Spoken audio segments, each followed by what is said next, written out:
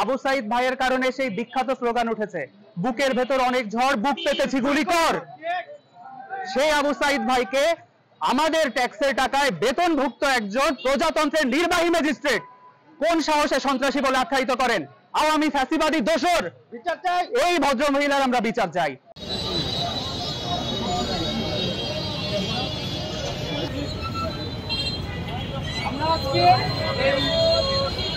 এবং তাদেরকে অর্থনৈতিক ও সামাজিকভাবে পুনর্বাসন প্রতিনিধিত্বে যুক্ত রাখতে হবে।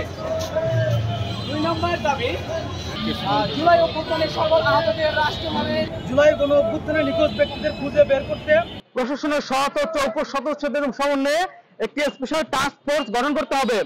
5 নম্বর দাবি, বিভিন্ন গণমাধ্যমে প্রকাশিত ও স্থানীয় ব্যক্তিদের সরেজমিনে প্রাপ্ত রায়ের বাজার এবং নানা স্পটে গণকবরের অস্তিত্বের খবর পাওয়া যাচ্ছে।